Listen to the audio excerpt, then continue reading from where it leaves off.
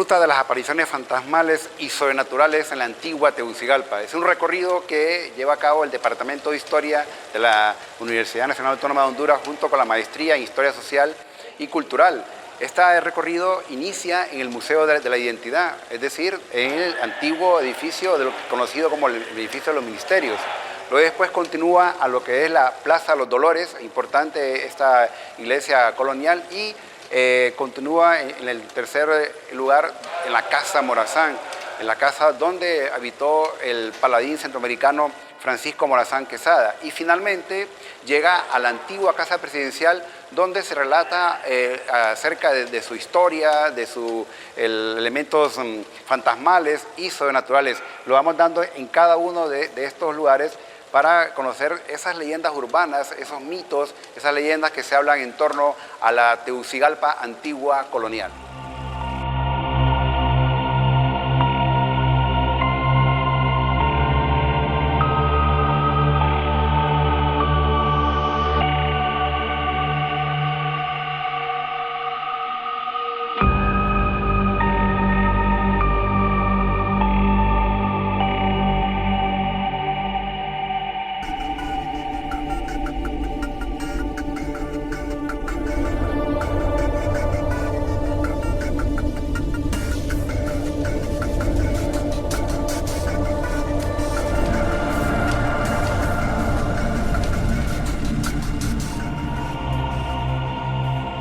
Bienvenidos a esta actividad que hemos titulado Ruta Histórica por lugares de aparecidos y apariciones fantasmales en Tegucigalpa.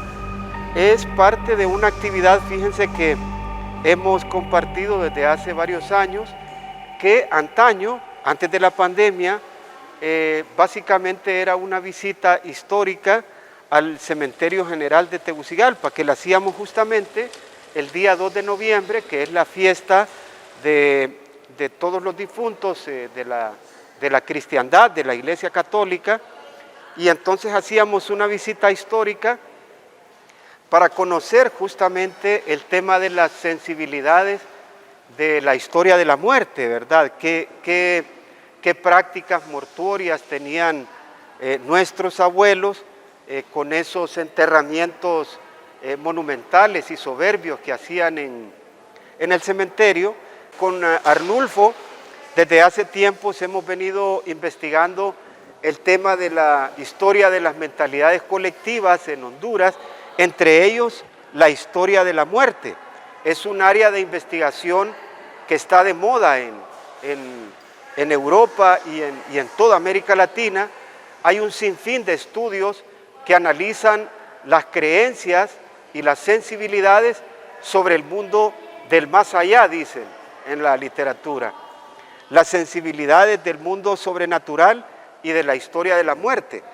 Yo escribí un libro que se llama Una nación de fantasmas, historia de aparecidos, fantasmas y del más allá en la historia de Honduras. El recorrido va a contar varias cosas que escribimos en el libro, es decir, registros históricos de apariciones fantasmales o espectrales en la Tegucigalpa de antaño. Hay muchísimas, en el libro tenemos registradas varias de ellas, pero el recorrido lo vamos a centrar aquí en el Museo de la Identidad Nacional, que antiguamente fue el Palacio Nacional de los Ministerios, y originalmente fue, como les dijo Ariel, el Hospital General, el primer hospital general público que hubo en la ciudad. Este edificio se construyó ya de la Tegucigalpa republicana, de la Tegucigalpa que asumió como presidente Marco Aurelio Soto. Él trasladó la capital desde Comayagua hasta Tegucigalpa. Comayagua había sido la capital desde la época colonial, desde el siglo XVI. Entonces, cuando viene el gobierno de Soto y su primo Ramón Rosa aquí, Tegucigalpa no tenía las condiciones para ser capital. El presidente viene y hay que reconstruir o rehacer la ciudad. Y lo más importante era hacer un edificio para salud pública, un edificio para la seguridad, la penitenciaría central y un edificio para enterrar a la gente, el Cementerio General de Tegucigalpa. Y lo que hace Soto, que era un hombre ilustrado, un hombre liberal, es contratar a un arquitecto profesional, un arquitecto italiano, que se llamaba Don Emilio Montesi.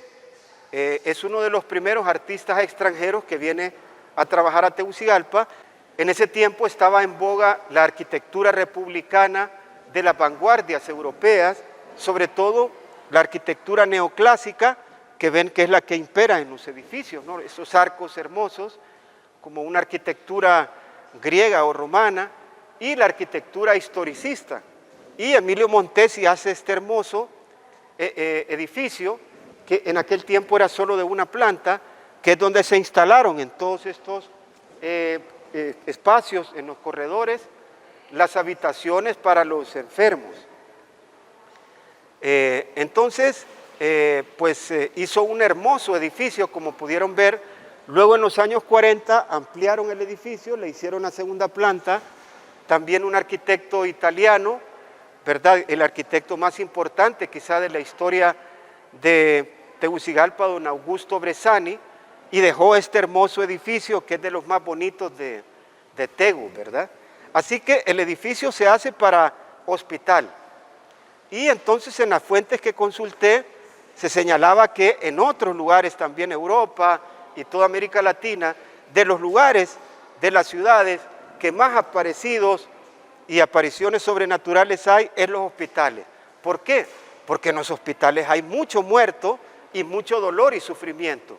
El registro que hay es de una aparición en los años 70, cuando aquí funcionaba todavía el Palacio de los Ministerios. Estaban, entre otros, el Ministerio de Relaciones Exteriores, estaba el Ministerio de Gobernación y Justicia y otras oficinas. Y el ministro de Gobernación era un general que fue jefe de Estado, Juan Alberto Melgar Castro, que solamente le decían Melgar, ¿verdad? Y se registró cerca de la oficina de él la aparición de una mujer vestida de enfermera. Ese es el fantasma que dicen que salió aquí. La empezaron a buscar por los corredores y pues no la encontraron. ¿Por qué? Porque era un fantasma, ¿verdad? Así que cuentan los registros que a esta hora, en aquel tiempo los trabajadores que salían a esta hora de trabajar 4:30, cuando se empezaba a poner así medio oscuro, como decimos en la Kennedy, safari, dijo Daktari, a esta hora, porque les daba miedo, porque ya pues en la penumbra empezaban, dicen, a aparecer la enfermera, el fantasma de la enfermera que es el registro histórico que existe aquí. Bueno, eso es de manera puntual el primer fantasma, para que otra vez que vengan ustedes con conocidos y les quieran dar miedo, ¿verdad? Para que los pongan a zurrear, cuéntenle que uno de los registros históricos que hay en este edificio, el actual Museo de la Identidad Nacional, es el de una enfermera. ¿Por qué? Bueno, porque fue hospital y seguramente fue una enfermera que sufrió, ¿no?, con tantas personas que murieron o tenían dolor por sus enfermedades. Y, bien, entonces en la literatura, en el libro Cuento, comparto una clasificación de fantasmas, de acuerdo a los autores que han estudiado este tema. Uno de los fantasmas que más suelen salir es justamente fantasmas asociados a centros de salud, enfermeras, médicos. ¿Por qué? Porque siempre estuvieron expuestos a situaciones de riesgo, de muerte. Y también es importante agregar dentro de esa clasificación que, sobre todo lo explico también para el caso de los fantasmas de la época colonial, que hay fantasmas, le llaman fantasmas angustias, es decir, que suelen salir porque murieron violentamente o estuvieron conviviendo durante muchos tiempos con riesgo o con personas con riesgo de muerte, ¿verdad? Entonces se supone que cuando mueren y se van al más allá, al mundo sobrenatural, quedaron apegados a estos lugares, ¿verdad?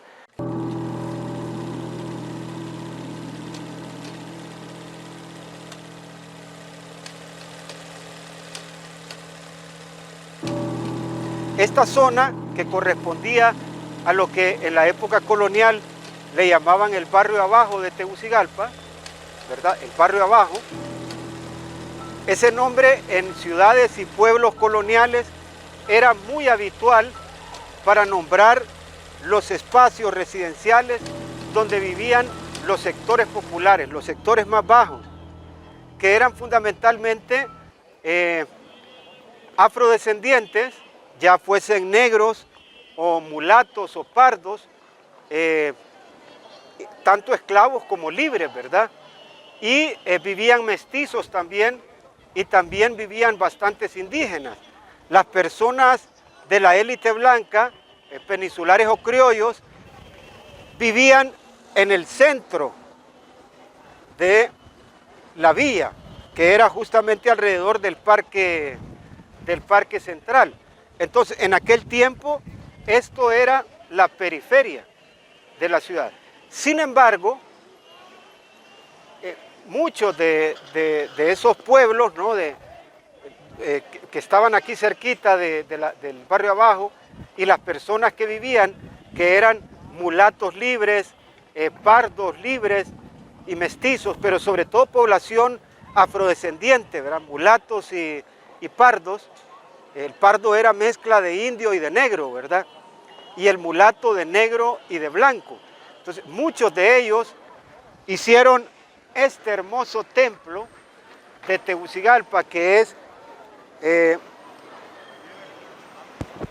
yo paso peleando si me gusta más la catedral o esta, pero creo que me gusta más la iglesia de los Dolores, el barroco latinoamericano, ¿verdad? Mestizo. Pues hicieron este templo a mediados del siglo XVIII.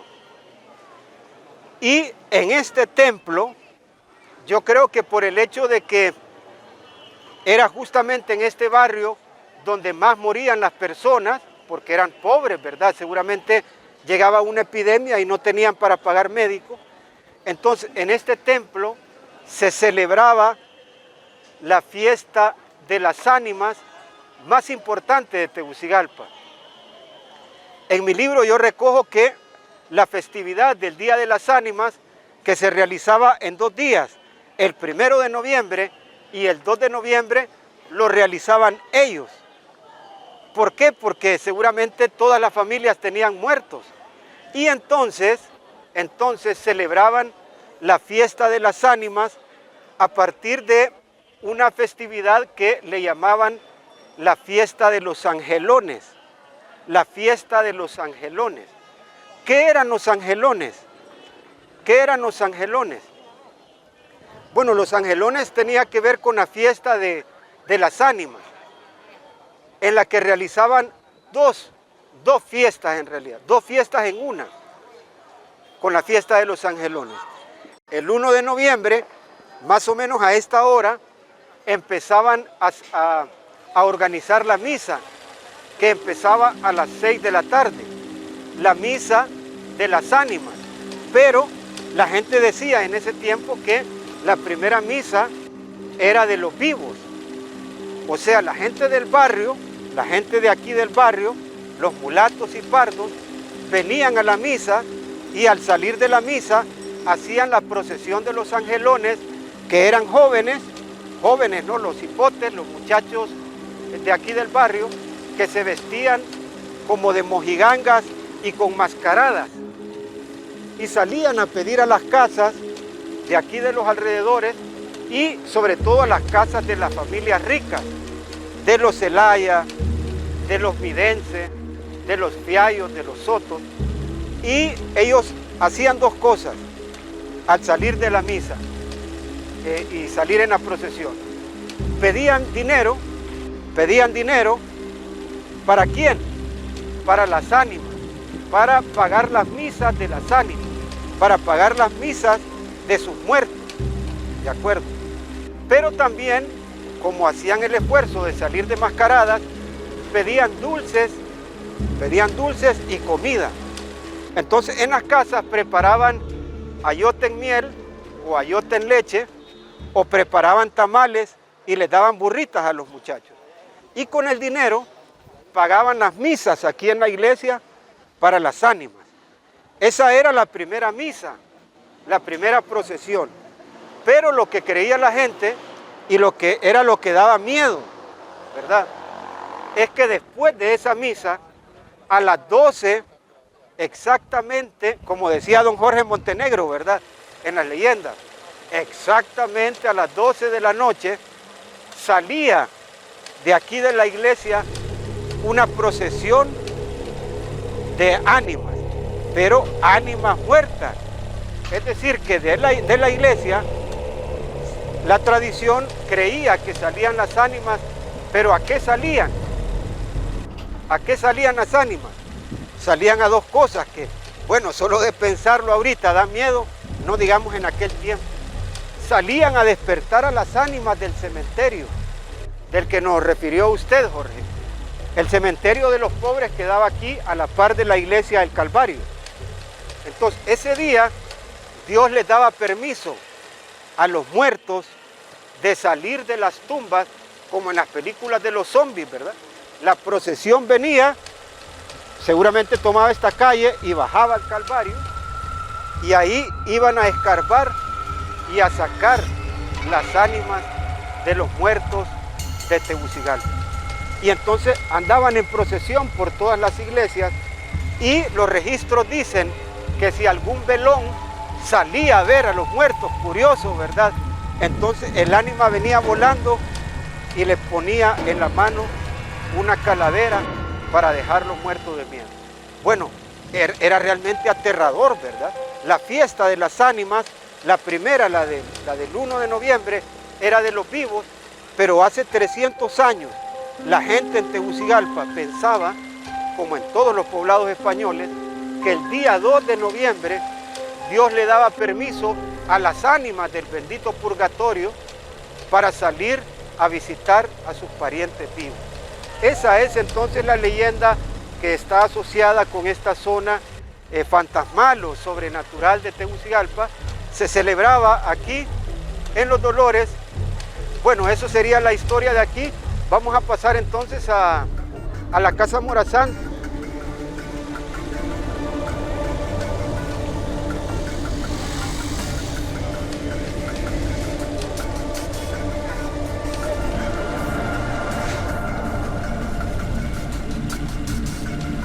Estamos en lo que es la Casa Morazán, la casa del pueblo.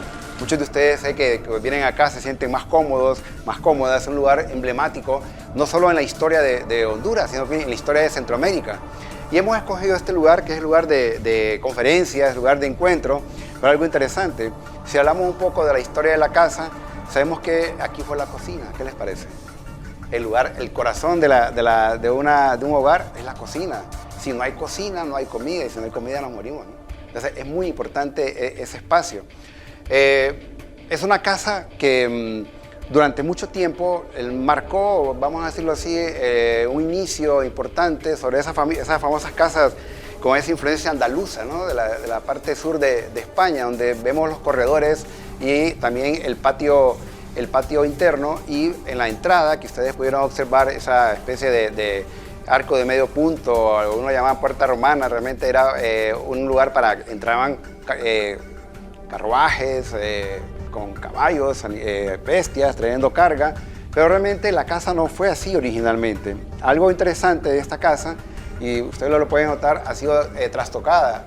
La historia de esta casa incluso la tenemos en cada uno de estos cuadros, pero la historia interesante es que perteneció primero a la señora Gregoria Moratalla.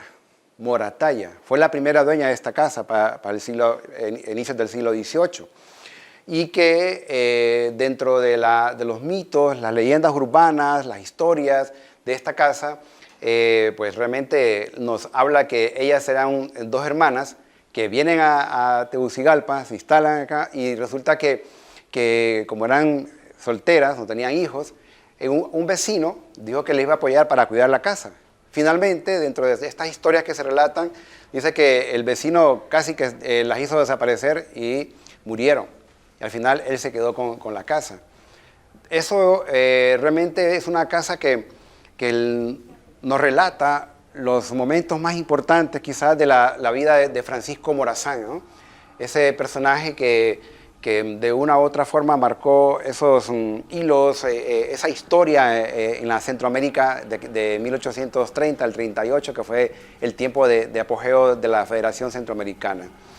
Como se trata un poco de ir relatando la historia de cada uno de estos lugares, pues nosotros nos hemos abocado sobre todo a las personas que se encargan de cuidarlo, estos lugares, ¿no? Sobre todo que tienen esas vigilias en las madrugadas, a medianoche, como decía el doctor Amaya, ¿no? Justamente a las 12 en punto. Hoy día esto ha cambiado, ahora se habla a las 3 de la mañana, ¿no? Ha habido una variante en cuanto a eso, pero bueno. Y hemos preguntado a las diferentes personas qué tipo de apariciones fantasmales o sobrenaturales han tenido aquí en la Casa Morazán, en la casa donde vivió Francisco Morazán Quesada. Dentro de esas historias nos hablan, en principio, como en todos lugares como estas casas antiguas, ruidos de donde se empujan sillas, se tiran puertas, se abren ventanas, y esto le ha pasado a todos, usualmente a los que cuidan por la noche. Otra cosa que me han comentado es que pues, alguien dormía, uno de los que cuidan aquí, dormía en una de estas salas, y a eso de las 3 de la mañana dice que escuchó que... O sea, ¿quién va a tocar a las 3 de la mañana en una casa como esta encerrada y cuidada, ¿no? Entonces, como parte de eso dijo, bueno, nadie no puede ser una persona común y corriente, y finalmente la persona siguió durmiendo, ¿no?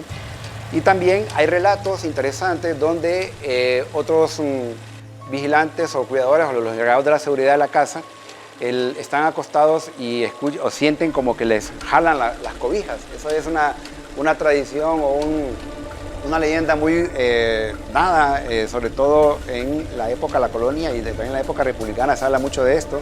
Y recordemos que muchas de estas tradiciones, de estos mitos, de estas leyendas, vienen desde la época colonial, ¿no?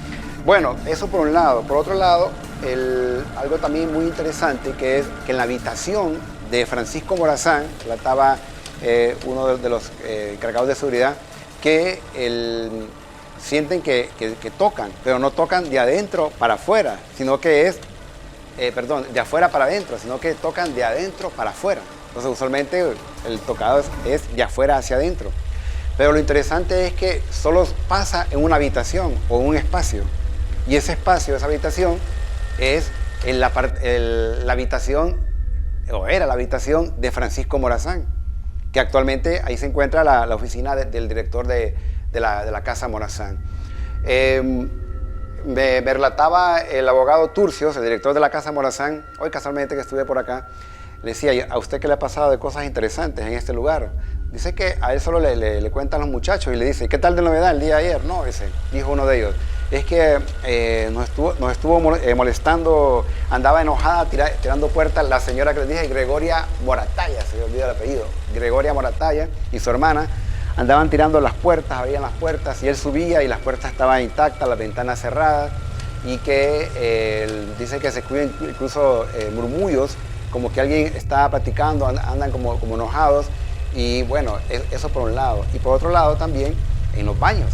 Hablaba que en los baños, y también dijo el señor de la seguridad, en los baños hay una señora que molesta demasiado, una señora que anda vestida de blanco, dice. Entonces, pero la cuestión es que ella solo aparece en el baño de los varones, ¿no? Y que sus apariciones son obviamente en la madrugada. Entonces hay una serie de mitos, de leyendas que se hablan de estas casas, donde obviamente son espacios bastante abiertos. Si observamos aquí a este lado, a mi lado derecho, hay casi como, creo que son 3 o 4 niveles más hacia arriba, donde hay salas, está la biblioteca, está el archivo, salas de conferencias. Entonces son espacios bastante abiertos, donde el eco, los sonidos, el viento, puede también traicionar a las personas con este tipo de temores. Pero no se descartan que la gran cantidad de ruidos que se escuchan constantemente y a diferentes horas, pues no se pueden explicar, ¿no? Ellos no logran explicarlo. Entonces siempre la casa de estos personajes como Morazán, Simón Bolívar, todos estos grandes personajes, está llena de esos tipos de misterios, ¿no? De ese tipo de mitos que también son dignos de investigar. Y hay que ver un poco los orígenes, de dónde se trae también todas estas historias que, como muchos han investigado, se habla que inician o muchas son traídas desde España y las traen a América, a Centroamérica, igual también en el caso de Honduras.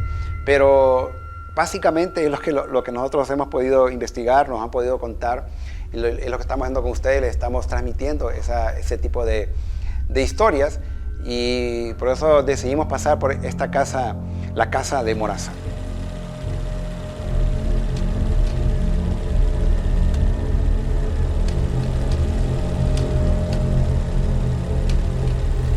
Aquí estamos en el último lugar de este recorrido fantasmal y sobrenatural de la antigua Tegucigalpa. Esta ruta que hemos hecho junto con historiadores, docentes del Departamento de Historia, biólogos, médicos, realmente hay de todo tipo de profesiones. Estamos en la antigua Casa Presidencial ubicada en el centro histórico de Tegucigalpa. Entonces, en esta oportunidad nos va a compartir como invitado al historiador hondureño Julio Méndez, que bien ha trabajado lo que es la historia del arte de esta Casa Presidencial.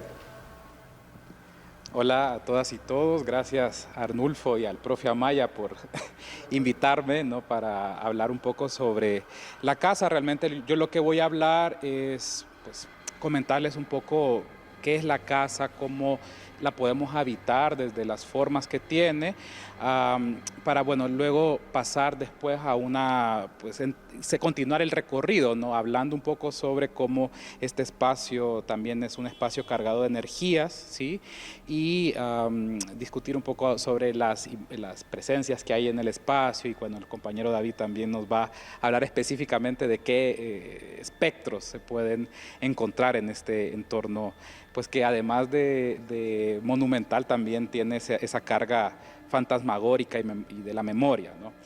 Y bueno, la casa pues fue construida o comienza a ser construida entre 1916, es decir, es una casa ya centenaria, podemos pensar, es un edificio que tiene 100 años, que forma parte pues de toda esta tradición constructiva que el profesor Amaya nos contaba en el MIN, ¿no?, que es el antiguo edificio del Hospital General de Tegucigalpa, y que después va a ser el Palacio de los Ministerios. Y el edificio fue construido por otro de los grandes arquitectos de Tegucigalpa, que fue Augusto Bressani, ¿no? Entonces, estamos hablando además que son edificios que tienen tendencias italianizantes, pues porque tanto Montesi como Bressani pues, vienen de la misma tradición. Ahora bien, ¿qué es lo que hace particular al edificio? No solo es porque es un edificio para que habitara el presidente de la República, ¿no?, el señor Fuerte, no solo es eso lo que lo hace interesante, sino que también podemos pensar que la nación hondureña está contenida en este espacio, o la nación que se proyectaba en ese momento, hace 100 años, y lo que se pensaba que era la nación hondureña, está contenida en las formas de este espacio. Afuera, ¿no?, cuando ustedes venían entrando, pudieron notar que tiene como una especie de rotonda donde está el escudo, ¿no?, nacional, y arriba del escudo podemos identificar también 5 leones. Todo ese programa iconográfico, esos leones, hacen referencia a la relación o el nacimiento de las repúblicas centroamericanas en el marco de lo que era el Reino de Guatemala, y que posteriormente se convierte en la Federación, ¿no? Lo que celebramos o conmemoramos este año, ¿no?, del Bicentenario, que es la separación de las 5 provincias del Reino de Guatemala respecto a España. Entonces, eso es lo que está presentado, digamos, en esa iconografía, y que de hecho hace un juego o establece como una especie de conexión con la otra cúpula o la otra rotonda que está casi diametralmente ubicada, que es la de la catedral. O sea, es contrastar dos edificios, dos programas. Entonces, mientras que aquel es el templo de la religión, ¿sí?, de la religión cristiana católica, este es el templo de la religión, pero nacional, del civismo. Entonces, por eso pensamos que es la nación escrita en piedra, ¿no? Pensemos que esas cosas están hechas en piedra rosada, y que es muy simbólica también de la zona de Tegucigalpa. Y luego otros elementos que la hacen también interesante es que fusiona el pasado republicano y también el pasado de la época colonial. El patio sigue la tendencia andaluza de las construcciones de la época colonial, es decir, conecta, ¿no?, prácticamente está diciendo nos reconocemos como herederos y herederas de esa tradición española. Y por otro lado, también tiene elementos vinculados con el neoclásico, el historicismo, las ideas de republicanismo. En efecto, un espacio es este salón, ¿no? El Salón Azul, que en su momento servía como espacio para reunión de los consejos de ministros, del presidente. O sea, este escenario era el escenario donde los presidentes hasta casi Callejas, que es quien saca la casa y que bueno, ya también puede aparecer en este espacio porque ya forma parte de las ánimas. Fue el último presidente que habitó este espacio. Entonces piensen también que la casa está cargada de esos habitantes, desde los más altos, claro, hasta los habitantes más digamos, del servicio, las personas que limpiaban la casa, que el compañero David nos va a comentar más adelante, o gente que ha trabajado también en estos espacios posteriormente, después de que el edificio deja de ser casa presidencial, y que pues también cargan, ¿no?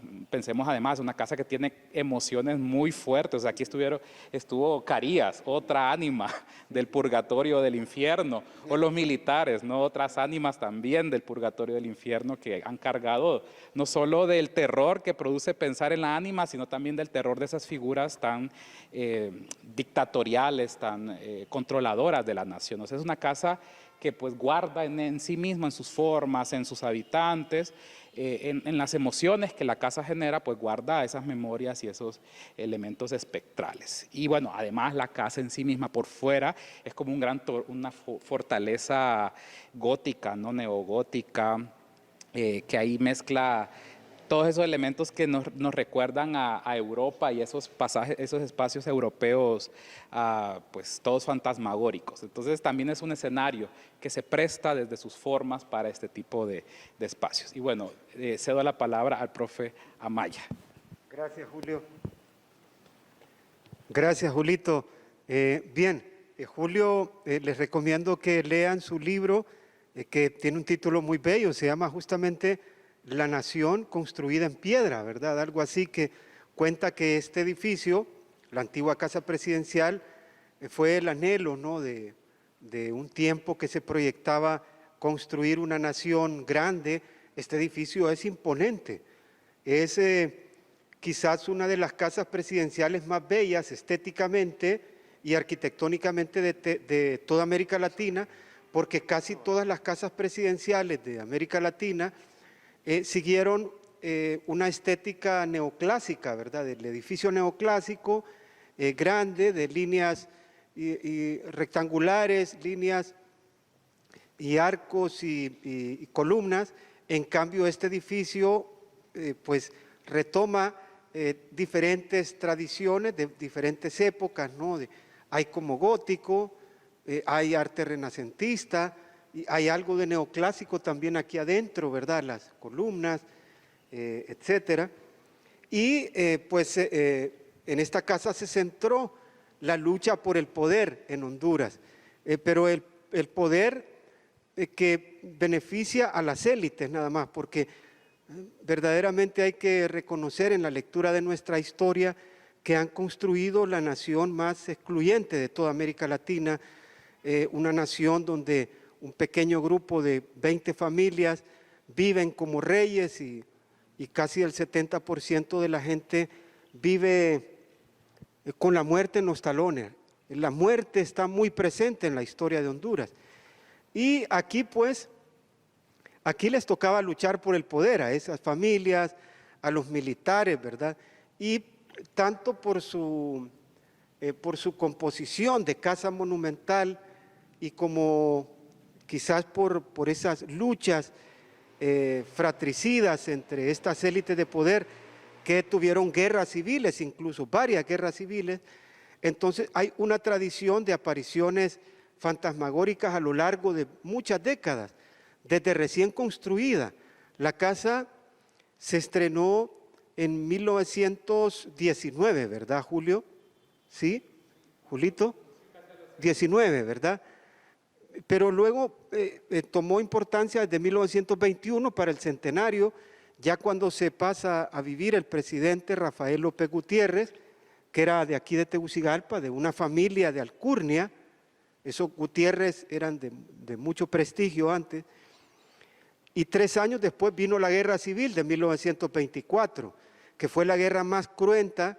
Nuestro amigo Edgar Soriano estudió esa guerra, dice que no hay un recuento oficial de muertos, pero que más o menos él calcula que en toda Honduras se peleó en La Ceiba, San Pedro, aquí. El sitio de Tegucigalpa fue el que culminó la guerra. Dice que hubo alrededor de 6,000 muertos. Entonces hay fotografías, yo tengo fotografías de muertos aquí en las aceras, seguramente la guardia, ¿no? de la Guardia de Honor del presidente López Gutiérrez, que murieron abatidos, ¿no? Por las fuerzas que sitiaron, las fuerzas de Tosta, las fuerzas de Carías y de Ferrera, ¿verdad? Fue un sitio de casi un mes, o sea, aquí murieron centenares de personas, no se sabe oficialmente, ¿verdad? Entonces ya casi inaugurada hay presencia de la muerte en los alrededores, en los años 20. Entonces en el libro registro que hay varias leyendas en Honduras de que aparecían muertos aquí cerca, en los alrededores, y generalmente las leyendas le llamaban, los abuelos de aquella época, ¿no? Le llamaban fantasmas de la revolución, así le llamaban. Cuando veían alguna especie como de espectro que se veía en las noches de Tegucigalpa, que en aquel tiempo era tan pequeña y provinciana, ¿no? Y que se escuchaba seguramente cualquier ruidito. Esos fueron los primeros. Y luego en el libro cuento básicamente, que seguramente nos va a profundizar más David, que es el que pasa más tiempo aquí, ¿verdad? Yo cito 3 casos de apariciones a lo largo de varias décadas, en los años 50, en los años 60 y en los años 80 incluso, que fue época de dictaduras militares y de gobiernos civiles, como nos decía Julito. La primera es una reseña de supuestas apariciones de un hombre, se le menciona como un hombre como de alcurnia, bien vestido, alto y con un sombrero blanco, como en la época aquella, ¿no? Que entraba al despacho del que entonces era presidente de la República, era un gobierno de facto, el presidente Julio Lozano Díaz, que gobernó de 1954 a 1956. El hombre entraba al despacho y tal vez el presidente no estaba, y cuando los guardias entraban ya no había nadie. Lo extraño es que el despacho está en el segundo piso, solamente tiene solo una puerta de entrada y salida. Entonces cuando no lo encontraban ahí, los guardias pues difundieron la leyenda, ¿no? La noticia de que había un aparecido aquí. La segunda data del gobierno de las dictaduras militares, en el gobierno de Osvaldo López Arellano, que gobernó también con un golpe de Estado de 1963 a 1971. Yo nací de hecho en la dictadura de él en 1970 y después tuvo un segundo mandato de 1972 a 1975. Se cuenta que en su gobierno salía el fantasma más espectral, porque era el fantasma de una mujer joven, una mujer bella, pero ella así como que jugueteaba con la gente, salía por varios lugares. El fantasma de una mujer joven, este fantasma ya sabemos, para los que nos gusta el tema en literatura y en cinematografía, los fantasmas femeninos suelen ser bastante aterradores, ¿no? Así como en la película de la saga El Conjuro, ¿verdad? O en Annabelle, ni quiera Dios, son fantasmas como que se fueron muy enojados, ¿verdad? Y entonces daba mucho miedo el fantasma de esta mujer joven. Sobre todo eso es lo más perturbador también, que es el fantasma de una mujer joven. Y el tercer fantasma que registra también don Jorge Montenegro en sus leyendas, es otro fantasma aterrador, porque esos sí que dan miedo. Recuerden que muchas de las películas más exitosas del cine de terror son justamente de niños, de fantasmas niños. Y un niño vos lo ves inocente, infantil, cariñoso, amoroso, juguetón, pero cuando es un fantasma mejor, safari, dijo Daktari, como dicen en la Kennedy, ¿verdad? Recuerden El Exorcista, justamente, recuerden la saga de la película La Profecía, recuerden Chucky, el muñeco diabólico, ¿verdad? Ni quiera Dios. Bueno, en el gobierno de Roberto Suazo Córdoba dicen que salía un niño que andaba jugueteando por varias salas, entraba a los despachos y cuando llegaban los guardias que todavía trabajaban con el presidente, era la década de los años 80 cuando Honduras volvió a democracia, pero los militares todavía tenían poder y los militares machotes y todo, pero cuando entraban a la sala y no miraban al niñito, salían despopusados, ¿verdad? Porque causaba bastante miedo. Las leyendas circularon por toda Tegucigalpa y así fue que las recopiló don Jorge Montenegro, y ahora en el libro justamente la vuelvo a rescatar para traer esa memoria, ¿no?, de los sitios y lugares fantasmales de Tegucigalpa. Bueno, cierro mi participación por ahí y vamos a dejarle entonces la palabra al amigo David, que es el que más conoce estas historias, ¿verdad? En los años que llevo trabajando en Antigua Casa Presidencial, por lo general, por las circunstancias de mi trabajo, pues me ha quedado quedarme de noche hasta 6, 7, 8 de la noche en la planta de arriba. Nunca he recibido una experiencia tan así, una presencia o algo, pero sí, al momento de salir de mi oficina, siento como que se me engrifa la espalda y tengo que cruzar. Tengo a ambos lados la galería de los expresidentes que gobernaron en esta casa. Esta es una experiencia que nunca deja de temer uno al que va a aparecer algo, o que va a haber algo al final, o que se va a ir la luz. Pero han sucedido en esta casa varias experiencias con visitantes y con empleados de la casa. Me contaron, porque anduve investigando, que en este lugar vino un recorrido con una compañera, otra guía, y en el grupo pues la muchacha se quedó atrás tomándose una foto y el grupo se fue. Cuando ella regresó a buscarla, la encontró arrodillada y nerviosa y contó que enfrente de las sillas había sentido que le habían presionado la espalda.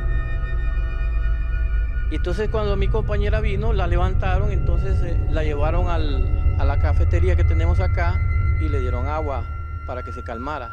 Entonces ella sintió esa presencia y sintió esa presión atrás de ella.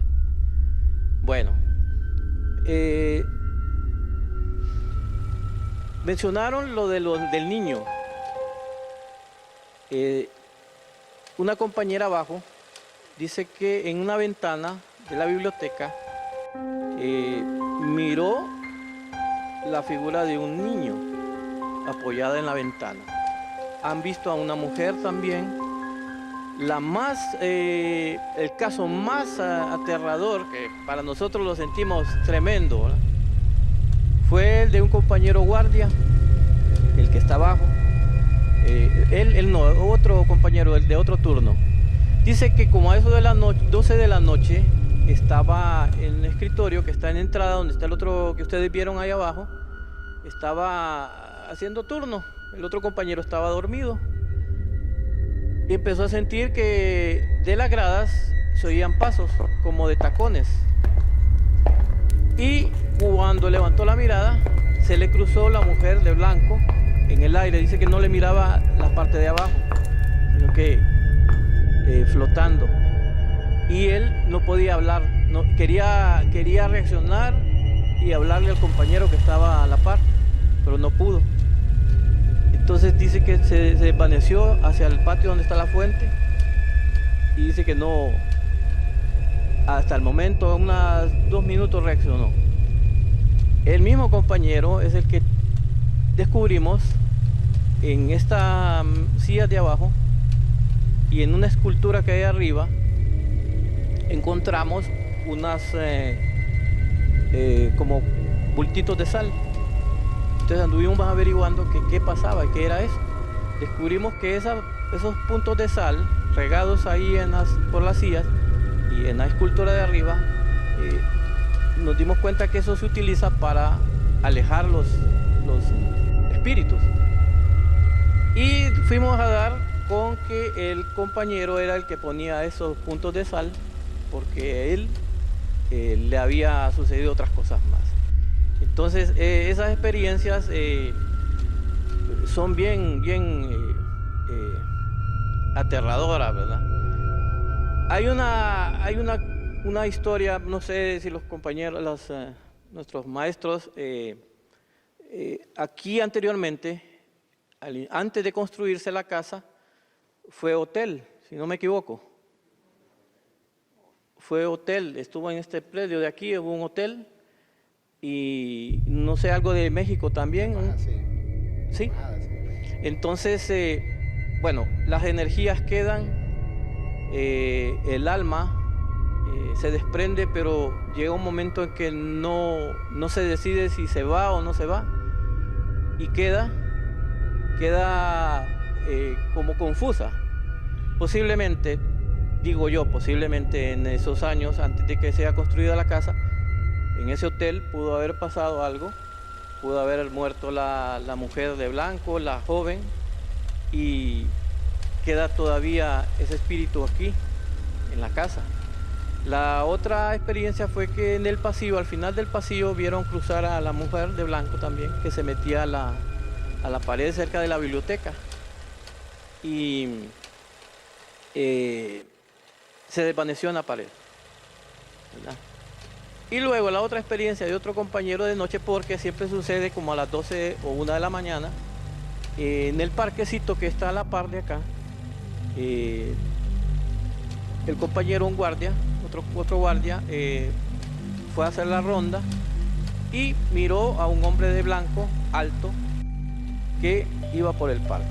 Entonces, cuando le avisó al otro compañero y fueron a buscar por todos lados y no estaba.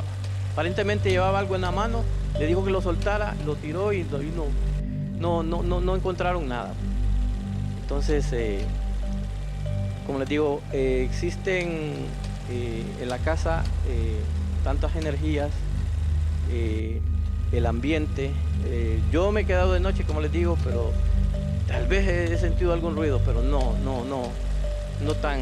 se me ha parecido nada. En Villarroy sí sentí una presencia. Ahí a mí me tocaba pasar por unos pasillos de noche y sí sentí presencia, incluso en la casa de Villarroy. Pero aquí pues esas son las experiencias que se han vivido acá. El niño también, la señora, la mujer de blanco y un hombre también vestido de blanco que rondaba por allá abajo por donde está ese parque.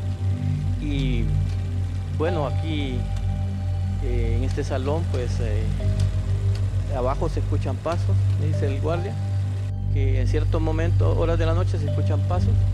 Y truena también en la parte de arriba donde se ponía la banda de los supremos poderes.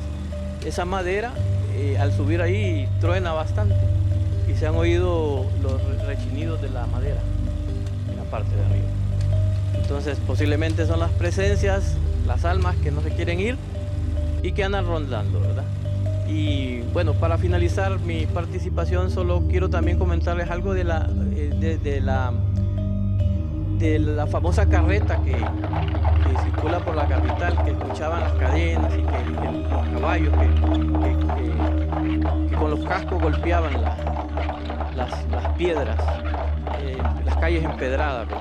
Y esa es otra también de las leyendas que se dicen. Otra cosa que les iba a contar ya para terminar, que aquí abajo hay un calabozo.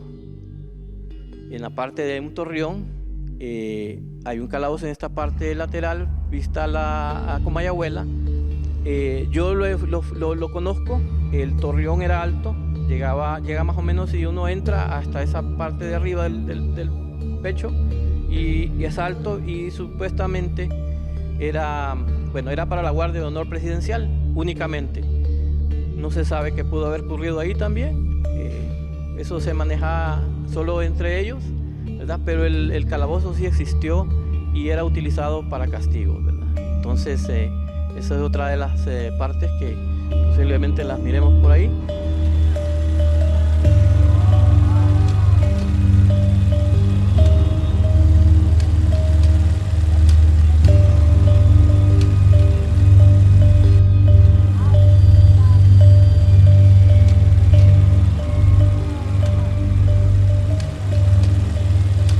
La historia de Tegucigalpa ha sido una historia tanto de día como de noche, y eso es lo que hemos querido llevar a cabo junto con el doctor Jorge Amaya, para que ustedes tengan acceso a la Tegucigalpa nocturna, doctor. Claro, Tegucigalpa tiene una rica historia social, cultural, y en este caso, ¿no?, de temas relacionados con la historia de la muerte, con la historia del mundo del más allá, que es toda una línea de investigación que se está desarrollando desde México hasta la Argentina. Están investigando esta historia de las mentalidades colectivas, de personajes, de apariciones sobrenaturales, la Llorona, el Padre sin cabeza, la ciguanaba o fantasmas tradicionales, ¿verdad? Y Tegucigalpa es muy rico en ella. Esperamos que puedan aprender entonces de esta otra parte de la historia de nuestra querida capital.